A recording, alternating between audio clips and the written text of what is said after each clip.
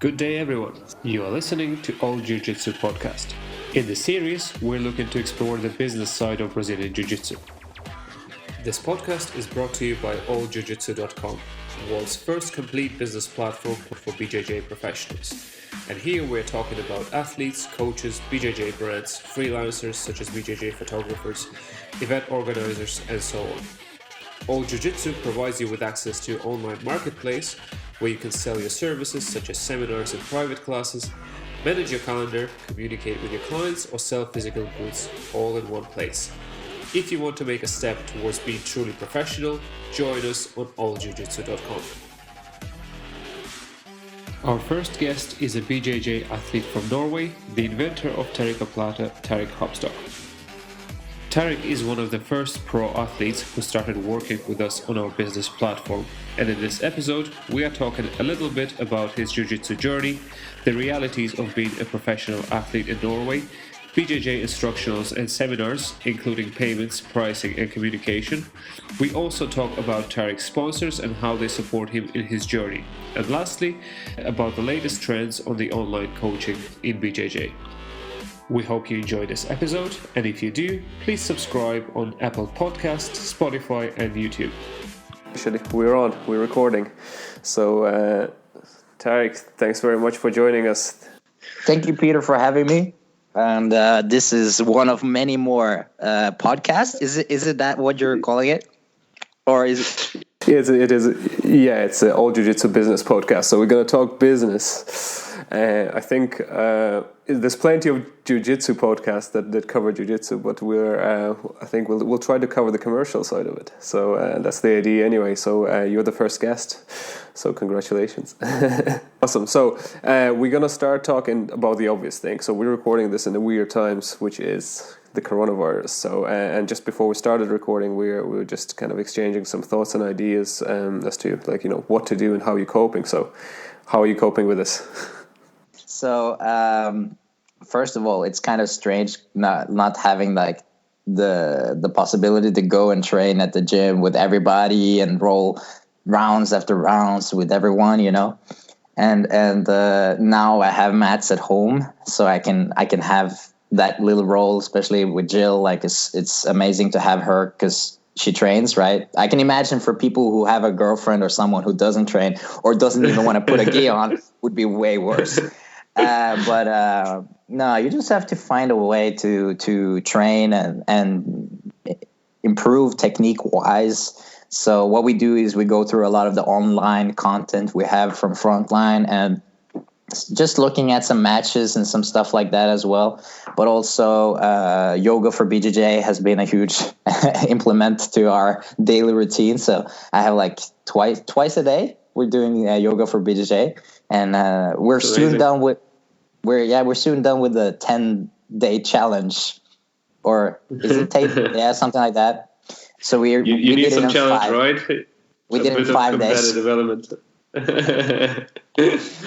Fantastic.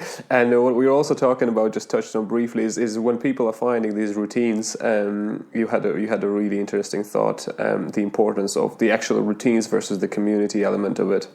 So if you could just elaborate on that. Yeah, for sure. Like what I believe is everybody's sending this training routines and workouts, which is amazing. And I think the more we have that information and the videos and all that out there, people are going to be able to use that and improve themselves and stay in shape. And of course, don't go crazy on their own. So, and that's cool. But I think the importance of it is the community perspective. Like people don't end up feeling alone because they always see that other people are having the same situation, empathize, and then they can like feel that solidarity in some form of way. So I think that's a great way to do it. Absolutely. Yeah, no, 100% agree with this. So now moving to the actual topic, beyond the coronavirus. tell us a little bit about your jiu-jitsu journey. I think a lot of the people who will be tuning into this will actually know you, but maybe just from the start as to how you got into jiu-jitsu to start with. Nothing too elaborate, but just briefly, what do you do and how you got started? Okay, so jiu-jitsu. Well, technically, first I started off with judo. So I was doing judo for a year. When I was 13 or 14, I started with judo. And it was really cool, but it was like a very small gym. And we had to carry in and out the mats. So it was not really a judo place. It was just something we rented, and we used it once, twice a week maximum. And so for me, I felt at some point 2 times a week was too little, you know? And my mom started making me go to gymnastics, and I wanted to do gymnastics, but it was also on the same time as the judo. And there was a lot of things colliding interest. And then my friend was like, dude, you got to try this jiu-jitsu thing. It's basically all the nevaza that you do in judo, but really cool. And I was like, okay, I'm going to come and try. So I ended up at Frontline Academy there with my friend Alexander Rio, and my friend who introduced us to the sport, Leo, I mean. And so we had some rounds there. It was actually funny because we went there on a day it was empty and just rolling around, which was super funny. And then later on, we started going to the classes, and we went to the kids' classes then, or the youth classes. I was 15, and it was super funny because like Teta was kicking us around. He was like, man, you can't even hip escape over the mat. Don't talk shit. It was like it was from the day one. You know, everybody felt included. We felt like we belonged. And yeah, I guess after a while, it just like suddenly Teta said, yeah, you guys should try the adult training. And so when did you start training adult training? As what age? I think we were barely 16. I think we just got our yellow belts, or was it yeah, we just got our yellow belts at some point, and then we went to the adult trainings as well. And I mean, awesome. we got wrecked. Every adult training was just, we just got wrecked. There's no mercy. No mercy, man. And it was, in a way, it was all about surviving those sessions. That was the goal. Like, as I could get past, I could get my back taken, but I just didn't want to tap. That I'm good, you know. But then gradually, you can change the goal to okay, I don't want to get past. Okay, I don't want to end up in a bad position, you know, like, and then suddenly you actually get a sweep, and then you're like, wow, this works. No, this but is magic. this is magic. No, but really fun times. I guess we were just really hooked to jiu-jitsu, and we were there day in, day out. And yeah, then we got our blue belts. Shit started getting serious, and we wanted to compete more. And, you know, Teta has done a lot for me and Alex, especially like driving us to tournaments. He's been there since day one, pretty much doing stuff for us, and it's been amazing. Such an amazing journey. And yeah, it seems like you guys have awesome relationship with your head instructor, with your master. Yeah, man. No, so yeah, it's always been a really fun time. I guess that's what's the memories. You don't remember the medals or necessarily the performance, but I remember always the moments I had with the team coming down to the tournament, the cheering for each other, the food, emotions. Yeah, all of that, you know. And then that's all the fun, you know. And I still believe that's what I'm trying to give to the guys that I'm raising in the gym, you know, as well. That community and that feeling of belonging. Awesome.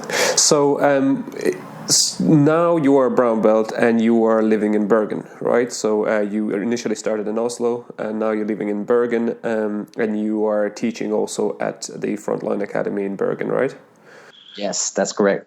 So Would you, so then my next question is, would you consider yourself, because a lot of the times I think people feel like the need almost to identify themselves as a professional athlete. Would you consider yourself as a professional athlete, say?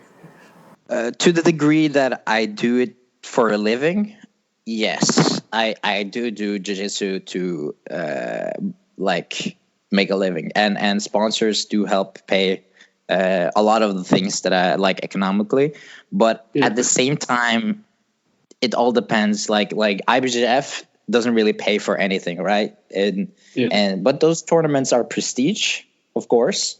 And if you win, say Europeans, and your name is there, of course, that might also help you get more seminars.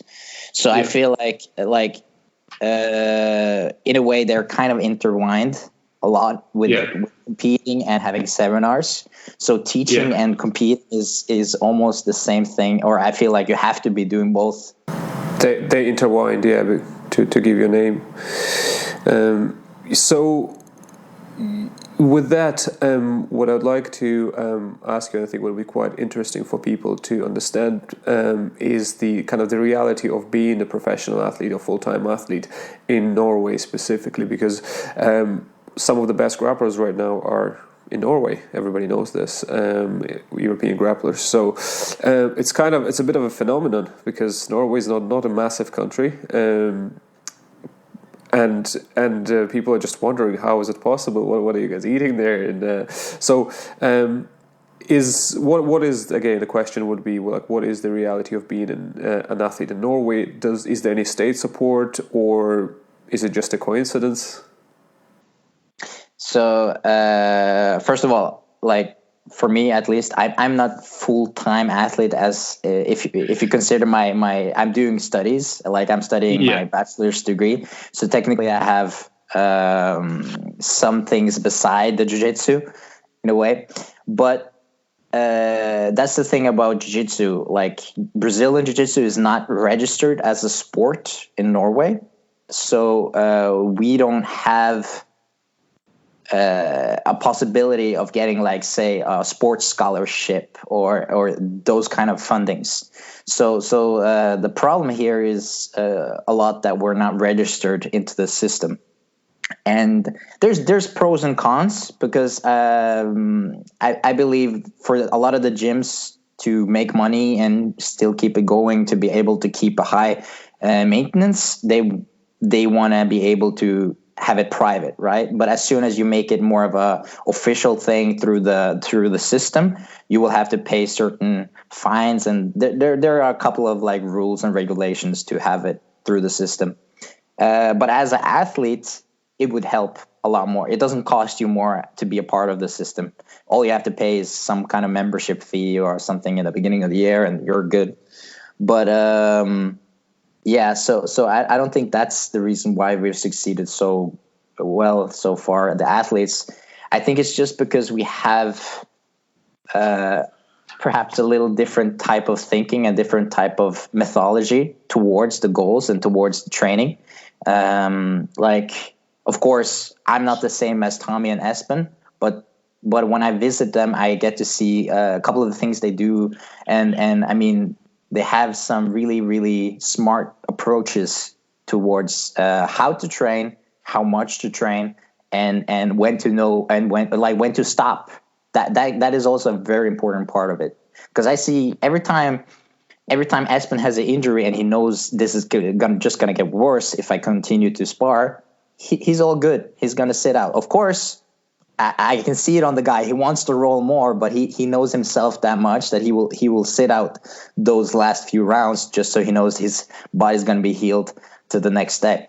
And I think people just have to know themselves better in some ways. And I feel like the approach so far in jiu-jitsu, like worldwide, has always been quantity over quality. Like, just keep sparring, just keep rolling, just keep drilling, which is good because you're always going to get better by spending more time. But the thing is, at some point, you're just messing yourself up in the process. So I think if you could spend 2-3 hours a day doing that technique or that drill or that positional sparring, and you're focusing in those 3 hours, you don't have to spend 6-7 hours on the mat.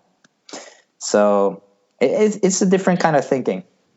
No, that's very interesting, because again, from before I met you guys, I obviously I know you well, and both Espen as well.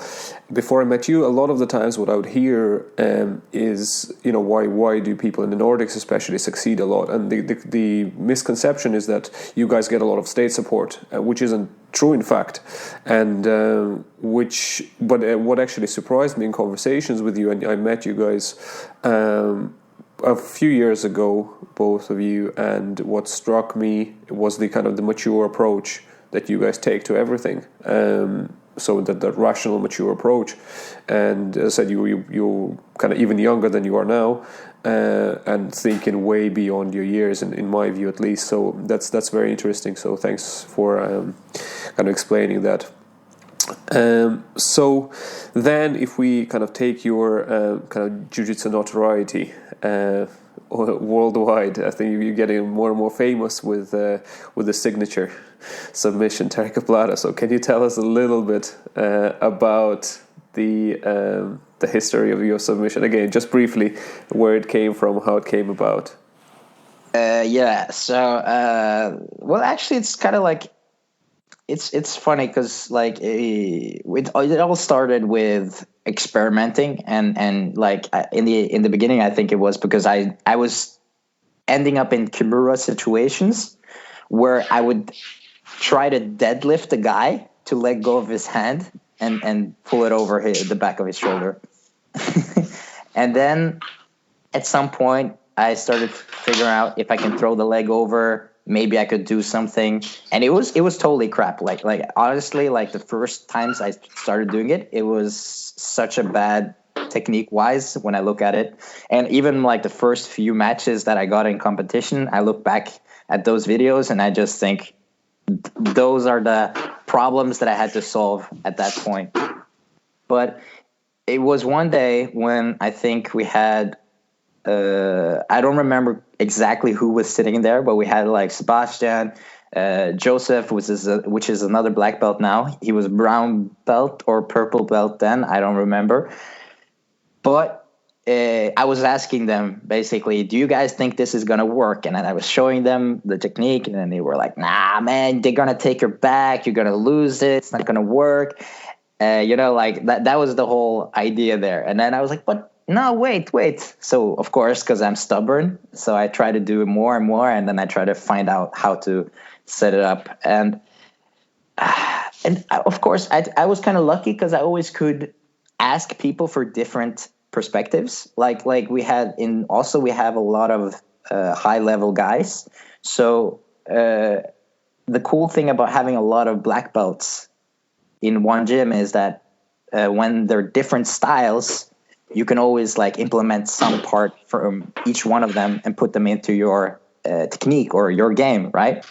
And so like just some few details here and there helped me a lot to put it into the Tarikoplata. And like just some with the lapel, and then I started using different ways to sit up and come up on top when they roll. And I figured out one is more better than the other, and then I was like, oh, but this gives me that, and this doesn't give me that, and then as it went by, of course, also with competition, when I try to get it there, I also started to see how effective it was, especially like when people didn't know it existed.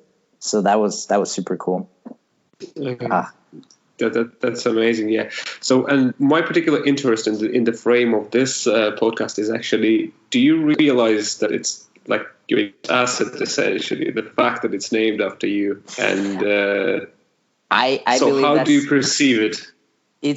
I was lucky, like I'm happy they didn't have a name, and nobody else had it in a system before I put it into a system. And like to be fair, the technique has probably been there for millions and millions of years or whatever, how long humans existed. But the system around it and the way I get into the position, that's what I have figured out, and that's what I gave to the people through my seminars and to the instructionals. And nobody really used it so much in competition. In fairness, there are some people who have a technique or, teaching a technique. You actually pulled it off so many times in competition that it's almost ridiculous, even though people know exactly what you do. But I think that's kind of what I like to do is I always have those 1, 2, 3 attacks. I'm not very I have some submissions that I do that aren't really my submissions, but usually it's always the same submissions that I go to, right? And the way my game is set up, it's always either the opponent's going to give me this or he's going to give me that, and from there I kind of always look towards branching towards one of the submissions that I mainly go to. And so I think it's just more of me being very narrow sometimes that makes this happen. But at the same time, maybe that's the right way to do it, especially in competitions. If your brain is scattered all over the place, you're not really gonna be 100% focused on one thing. Yeah. So. Yeah, that makes a lot of sense. And in terms of the impact that obviously you've got a lot of kind of benefits out of this submission being named after you and so on. But do you think there's any? Do you almost feel sorry for your other techniques that say I have a lot more than just Tarikoplata, or you just happy to kind of say that's good enough for me? I'm really happy because just to have it there, it's super good. People want to know more about the technique that's interesting and exotic in a way, But also I feel okay, say every time I have a seminar about the Tarikoplata, I also feel I end up showing some sort of different positions to some of the guy, or somebody asks me something and then I show them something else, and then people start understanding, oh, so you could show me some other stuff, and then suddenly people want to know more about other topics and other positions, and so they bring me back, and I get the seminars more and more, which is super fun, and I guess it's a nice way of getting to know people, and then people want me more and more for other things than just the Tarikoplata. It's a gateway drug into your jiu-jitsu. It's a gateway drug, exactly. There you go. Which was exactly the case with us, to be honest. I think first time we had you specifically, again, I think when we invited you over to our academy, you showed Tarikoplata, and then the last one was all about Dars choke, and that Dars was, trust me guys, if you get a chance to learn the Dars, I think it's going to make a huge difference. So yeah, it kind of everything confirms with what you're saying. So then with the Tarikoplata, again, because you were notorious for it, you started getting a little bit of traction, not a little bit, quite a lot of traction, which culminated, let's say, in your video instructional, which came out on BJJ Fanatics. So tell us a little bit about first the instructional itself, if you want to promote it a bit. I guess it is about, I think you have 2 instructionals, right? So you have Tarikoplata and you have the footlock, which again is a vicious submission that if people watch your fights, they'll see that you keep pulling it off. I recommend people to watch the Copa Podio fights, because I think you got everybody pretty much with a footlock.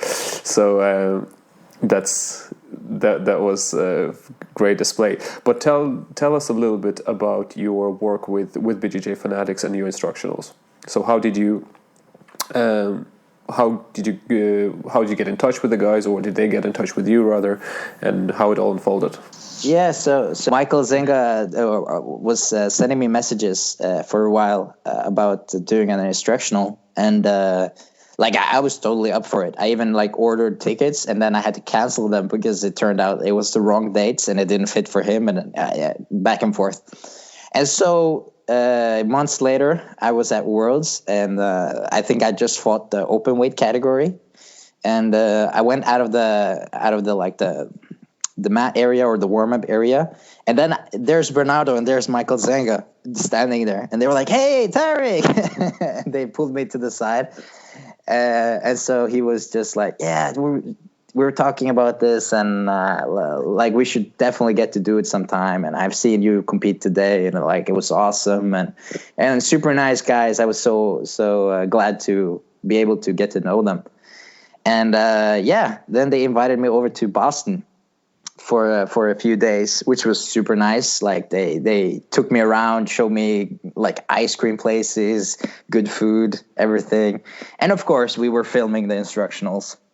So that's kind of how we got into it, and basically instructional is pretty much everything I feel is relevant for the topic Tarikoplata, the setups, how to troubleshoot from the submission, how to get the submission, and all in all, some alternatives when they defend here and there.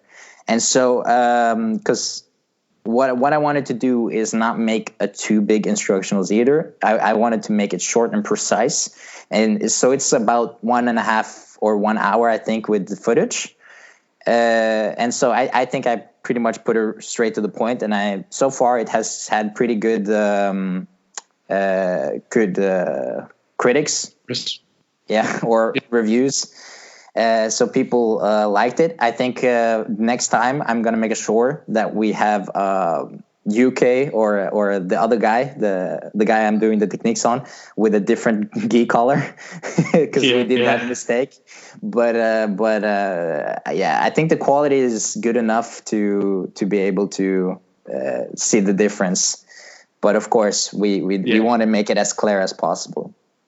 And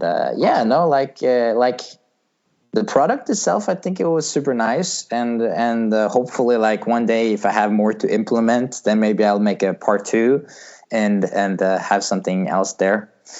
And the footlock, which is also one big part of my game, and pretty much I put everything that's around the single leg X position that I worked, and I know it works because I do it in competition. And situations around that, I also show some lapel stuff from lapel single leg X from in that same DVD. So it's that one is a little bit broader, I think, like when it comes to how many techniques I'm showing. But yeah, that's pretty much the instructionals. Nice. And do I understand correctly that the guys essentially in BJJ Fanatics, they take care of everything beyond you just showing the technique? So you just film it, and they take care of it, and then you get some form of a commission back. You get a percentage of the sales, pretty much, and that's perfect, you know. And their platform is so big. So I mean, So they scaled it pretty nicely. So I think the reach that they have is probably at the moment is unrivaled in the sport. So that's amazing. And you have a start of a working relationship, I guess, which is really valuable as well to with somebody of that caliber that you can kind of further implement. And another questions I have is, do you use any instructionals? Do you buy any instructionals? How do you go about studying things? So I was using Art of Jiu-Jitsu online. So I was watching that for a while, and then I was watching some Kyla. Kyla has a lot of cool stuff. I mean, like super technical, and that's super cool. That's also his own online academy. Yeah, he has an online training where he has some really nice techniques. And who else have I been using? Yeah, like we have Frontline online as well. So when I'm not home, or Feeble has been showing some stuff on the morning session when I'm not there or something like that, then I can watch that from home, and then I can drill it whenever I want to. So there's a lot of possibilities right there. I mean, I also watch matches. I watch some stuff where I can see people set up different things, and then I try to do or remake the situations and see if there's something I can drill or something I can implement. So. Yeah, there's a video recently. I think I saw somewhere one of the guys from Netherlands, I think, put a study or how to study BJJ matches based on your matches, right? Yeah, he has a really good point there. Like find a guy that's similar to your style, body size, something like that, and then you can start to look at things that you want to learn from that guy and how he succeeds in his matches. And then you look for the small details here and there after a while, and then you try and they go back. And then he has a pretty a good methodical approach to it, which is pretty cool. Yeah, I think you posted it on your profile, so guys, go check it out. And another kind of really cool thing that I've seen recently with the penetration of Tarikoplata into mainstream jiu-jitsu is a lot of the high-level guys are teaching it in there. Like I've seen JT Torres was teaching it, obviously, a while back. I think Keenan showed it as well. So yeah, no, I'm super happy when people do that. Like when JT did it, I was so starstruck, to be honest. Like I love to watch JT Torres's matches. Like he has some super dope highlights, and to have that guy talk about your name on the technique, I'm like, what? That's so cool,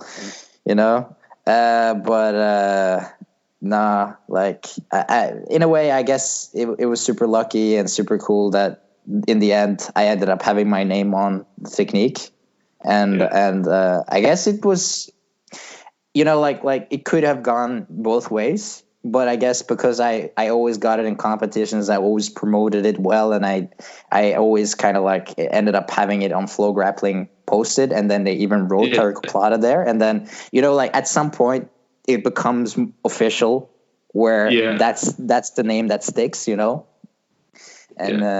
to all the keyboard warriors out there who've been supporting me and writing Tarikoplata instead of whatever other name that's popped up, on the comment sections and everything. I don't know where they come from, but they just pop up and that's what they do. Yeah. No, that's amazing. And what I also like about your approach to this thing is that you're really good at kind of responding to people. A lot of people will post Tarikoplatas and so on, and your response to the people is like you engaging with people and you acknowledging people, that they use it, or maybe even make some suggestions. That's amazing. I've seen this a couple of times, and I think that kind of improves your profile to an extent and helps you long term. For sure. And I mean, like, I love to see people set it up in competitions. So I repost that stuff all day. If it comes up, I'm reposting it. No problem. So the next thing I would like to touch on is your seminars. So you're teaching a good few more seminars, I think, these days. Obviously not in the immediate months. I think you have a couple of seminars cancelled. But I guess, again, some things are more important than the others in these times. So I'm sure all of those seminars will come back.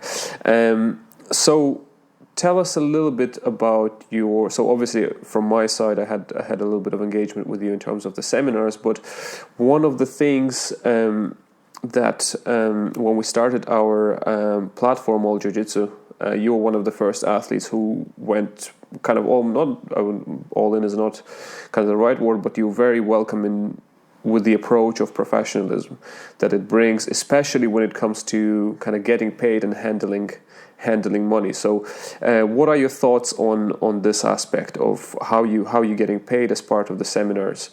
Because for a lot of people, I see problems still receiving anything but cash, and again that comes from various tax issues, etc.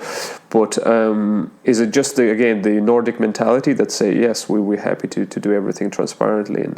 Well, that's the thing. Like, if I want to be able to take a loan and actually buy a house, do something with my life, other than renting out some place, or I want that money to be registered through the system, so that they can see, or the system can see, that I have actual income through jiu-jitsu. And not only that, but let's say when I get older, when I have to retire and shit, you want to be able to look back and see that you had an income for a lot of reasons. So I believe having that perspective where you're going to take cash is going to be very short term in a way. And to be able to have it through a system is not only professionalizing it, but also making it safe. And I've heard some stories here and there that people, like, there's some deals that are not fulfilled, or there's some misunderstandings, or people get booked and then it's not really sure what they're supposed to do, or like there's all kind of situations that can come up. And so when you have a system, or like ALLJIUJITSU, a website where you can book, and there's like the dates, you get asked, are you like available those dates, and it says clearly, where is it with the flight tickets, is it without, do you have the accommodation included or not? And I think when those lines are clear, and you make a like it's black and white, it's so much easier than just some messaging between on like Instagram, private messaging, or private messages on Messenger or stuff like that. Because then it's more official, and it's easier to look back on and keep track. And yeah, if shit goes down, there's always something you can like look at and say, hey, look at this, this is how it is. Yeah, over the last couple of months, I think you've probably seen, we were kind of working closely with you as well to implement some changes into the system and see if we can enhance it. And so hopefully you as well will find those things useful in terms of, I think we have a dashboard now, we have the calendar management, the payments, etc. So, and that brings us to another kind of change that we made in the system, because when we set it up originally, we were a bit naive in terms of the price display. Okay, so what we did was we actually almost forced everybody to say, okay, this is your seminar, this is your price, where then I soon realized that there was so much, let's say there was partially ego involved, partially, there's always a bit of secrecy, which again, I understand that the market is not probably there yet where everything is kind of clear and transparent. You were, to be honest, quite upfront with it in terms of, okay, this is, you're happy to display it.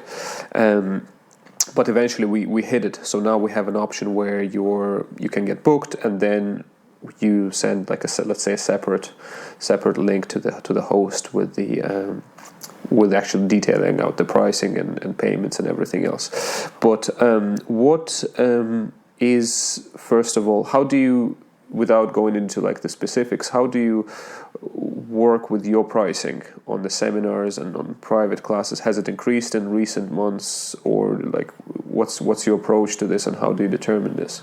Well, like it's no easy way to put a value on your work and the time you've spent to provide or to develop this technique, or whatever you're showing, right? Or the knowledge around it, you could say. And it's super hard to put a price on it, but at the same time, what I feel you can't undersell yourself either. And then it's not about robbing the guys having you over for a seminar either. It's about making an exchange where you're giving, and in return you get something that's going to make your living easier as well. So I think it's like, I feel like people have different reasons for not showing their price, which is I like totally normal. And I feel like because I remember when the prices were up, I feel like a lot of people were underselling themselves. And to be honest, the reason why I've been able to put a price on some of the stuff that I do is because I have amazing people around me, like my girlfriend Jill, who can tell me, hey, look, you should be putting up the price a little bit. Like if people are just accepting you right on the day, like, yeah, we're going to have a seminar with you right now, like, then clearly there's something that's a little bit too cheap. And then you're like, okay, but maybe we're gonna go a little bit higher next time, And so like it's especially for me, I feel like it's hard to say what's the price. But at the same time, I've spent 9-8 years on doing this, so why would I not put the price there like I do, right? And so no, it's a difficult topic, but at the same time. But at the same time, you have to make a decision, I guess, too. And have you ever had to refuse? I think I remember we had a case where somebody reached out to you through ALLJIUJITSU, through the platform, and it just didn't work Again, not for kind of malicious intent on any part, but just the pricing didn't work for the guys. And well, that's the thing, right? Because I feel like one reason for people to book a brown belt instead of a black belt is usually because they want a cheaper price, and then they're probably hoping for a lot cheaper than I provided the price, right? And then you just have to be like fair and square and say, hey, if you don't like the deal, then you don't have to take it, and then like no problem, right? There's no bitterness in that,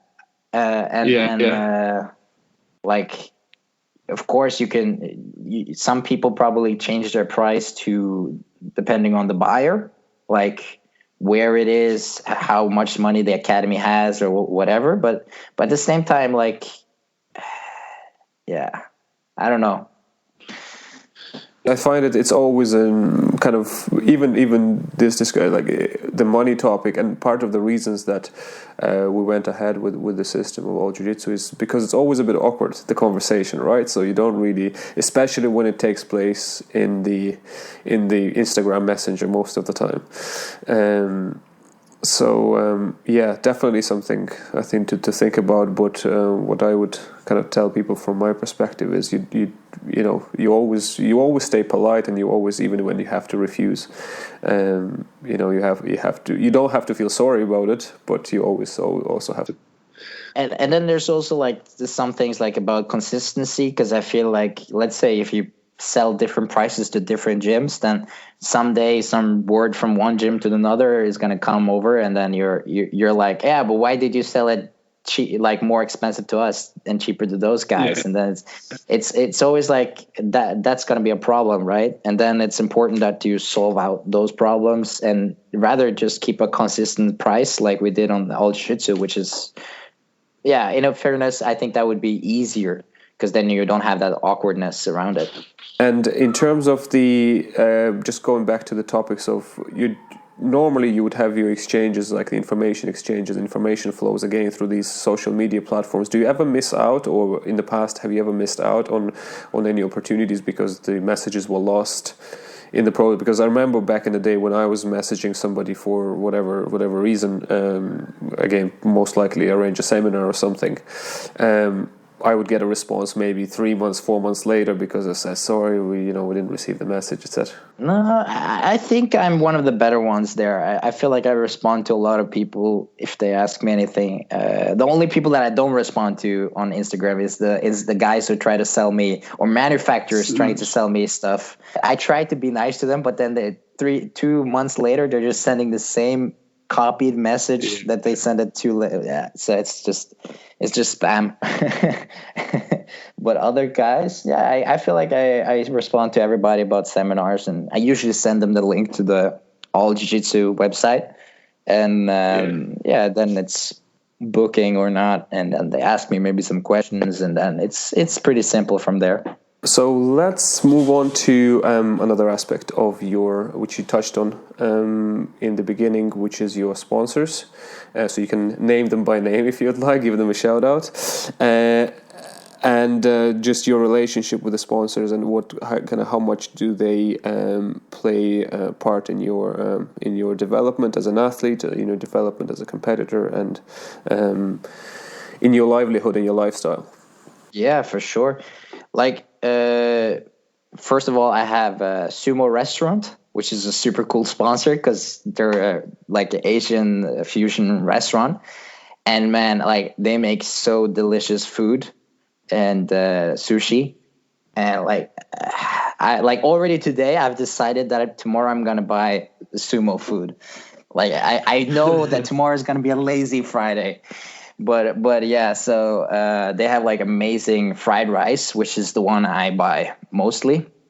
But it's basically most bang for the buck, like you buy big portion, like, I know I'm going to be full after this one. And then maybe I'll buy a little sushi, 8 bits of sushi right beside it, just to have like an appetizer or something like before it. Then it's perfect. But yeah, so Sumo is super cool sponsor, and they've helped me out economically for competitions as well. I also got sponsored some payments for trips, or like they sponsored my trip to Cayos, San Jose, to train there for a week before Worlds, which was in 2018, which was really cool. So yeah, they've been doing a lot of stuff for me. Another sponsor, Rio's Gear. I've been with Rio's Gear since forever, pretty much since Blue Belt days. So Rio's Gear is a gi brand here in Scandinavia, which is actually pretty big now in Sweden and Norway. And yeah, like I know the guys. I know the guys who design it and order them and all of that. And then, you know, I feel like I have a part to play in it. So it's an honor to be a part. And then, of course, they make awesome gis. So, and then how can I complain? Yeah, my wife Sylvia is refusing to wear any other gis now. I blame you for that. So she got a lightweight gi for competition, and then no other gis exist for her now. She just wants to wear that one. And those lightweight gis are so amazing to travel with, like to bring in a bag, and you can pack them so small, like they're as thin as a book, and you can have like 5 of those, and then your bag is full. You know, so it's pretty nice. Yeah, I have Frukthagen, which is translated fruit garden. So they're also an awesome sponsor. So I have my freezer full of acai because of them, which is amazing. I mean, like, to be able to eat acai whenever I want, I love it. And they gave me some really cool packages with nuts, like different types of nuts. One, like gave me macadamia nuts. They gave me now I'm really bad at like the words for different nuts in English. Sorry. Walnuts. So they gave me some walnuts and some pecan nuts. Huh? Oh yeah, no, wait, and then I have a mystery nut, which I'm not sure what is, you know, like yeah, Jill is bringing it now. Like maybe you can identify it. It tastes good. It's almost like an almond, but I'm not really sure if it's. Let me get one. I need. This is super weird, but so it looks like this.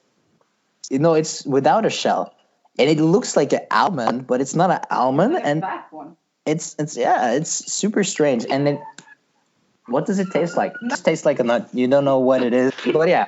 So they give me tons of stuff, which is super nice. And anytime you don't have a name for something, you can just name it after yourself. Ah, you're a smart man. Yeah. So I was gonna say my next sponsor here, Gorillas.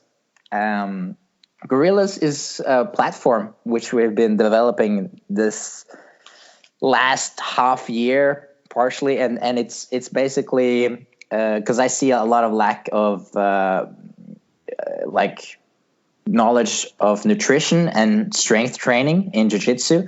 And so you're making a platform too as well for strength training, which is the same thing. Like I see more and more people need it, and it's a super cool way to implement.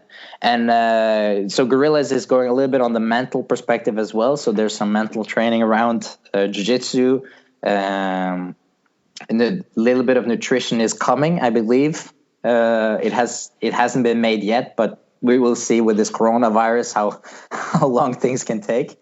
But the mental program and the strength program is out on Gorillas, which is like super cool, and it's for everybody who wants to be stronger and more or less injured.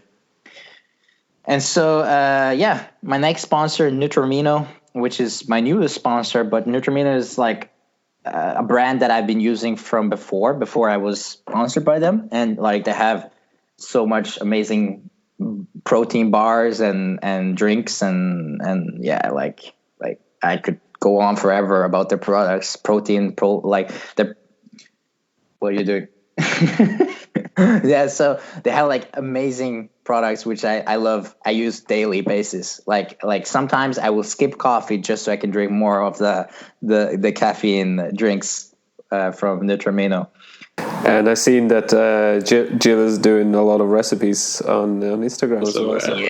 So Jill is all about making healthy. Can I say healthy junk food? It's like she makes things like waffles. You know, like in general, you would say waffles are unhealthy. You know, but then she will make protein waffles, which is less that, less this, and then a lot of protein, and you're like, oh my god, this is actually good for me. and then you have like she'll make carrot cakes with protein and like little to no calories. I'm not kidding. Like one piece was like 60 calories or something, and it's like a decent piece of carrot cake, like this big, you know. So I was like, wow. And with stuff on top as well, which was pretty cool. And so brings me to my last sponsor, Maggie. Maggie is Maggie. Hopefully we'll be talking to her soon as well. Yeah, Maggie is amazing girl.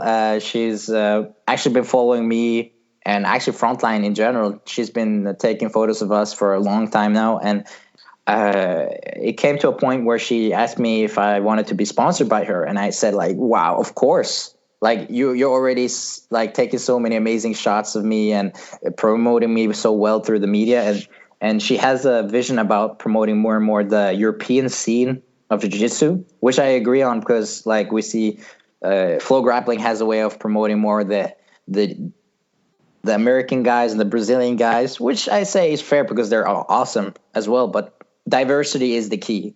So I feel Maggie is doing a great job there, helping us have some content to post and give out and promoting ourselves. I feel like anything you see with the kind of high-level European guys is pretty much all Maggie stuff. So it's amazing. So really excited to talk to her, hopefully soon, as part of this podcast, and to shed a bit of light onto the hard work that she's doing. And I think it's to some extent underappreciated, because people take it as for granted. It's like, well, there's photos on Facebook, and IBJJF is posting photos and stuff like this. So I'd really like to get kind of her perspective, and also it's good to hear from you how much you value that. Dude, like without her, my Instagram, my social media would be non-existent.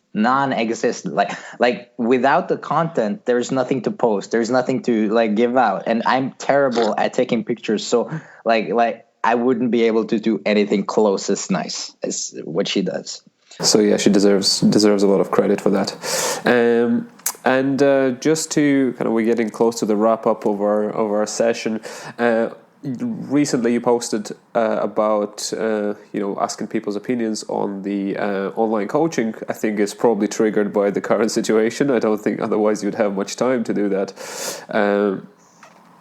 So talk to us a bit about that. So I was looking at it, and then I because of the situation, it's hard to do any privates or teaching here. I'm just stuck home basically.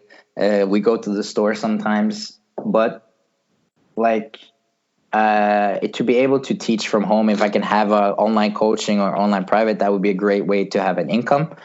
And what I wanted to do was to check if people are interested, which is kind of like the first priority for me if I'm going to put my time into it. And so it seems like people are interested, which could be really cool. So I might be doing like a little post later on about actually doing some online coaching and online privates, which I believe for like it could be a really great way to improve people's jiu-jitsu. And like I don't think I would be having more than 3 or 4 guys, because I really want to go into their matches and see and analyze and whatever mistakes or tactical mistakes they might have made, and then try to like not necessarily correct, but also give them advice on what else they could do or how to avoid those situations. So ideally, then you would want somebody who has a good competition experience. So would this be of a value to somebody who, let's say, doesn't have a lot of their matches recorded, that you can't physically analyze it, or Then it would just have to be more direct. Then you probably might Skype, and I can see what he's doing and he's asking, or I would send him videos and he would send me videos, and then it would go back and forth. So I think that's the kind of the communication that would be best for sure. Yeah, because we all agree on that. You can't send techniques via text. That's like, that doesn't work. It's the worst ever. So you said you probably take on maybe 3-4 guys, and I've also seen a good few other kind of high level guys posting similar type of thing. So hopefully between all of you there will be a good coverage for people who can find this online coaching very useful. So soon we also should be talking to one of the guys at Corner Me. It's a new platform as well that actually is specifically designed for coaching. So shout out to them for online coaching. So hopefully, as I said, we'll talk to those guys soon as well. So I think we are ready to wrap up. So thanks very much, Tarik, for all your time. Thank you for talking to us. Hopefully it's not the last time, and hope we all get through this weird thing of coronavirus. And stay safe, guys. Stay safe. Don't get corona. And this is it. Thanks, guys, for listening. We hope you enjoyed this episode, and if you did, please subscribe to our podcast and give us thumbs up, 5-star review, whatever it is on the respective platform you are listening to this on. Thanks very much.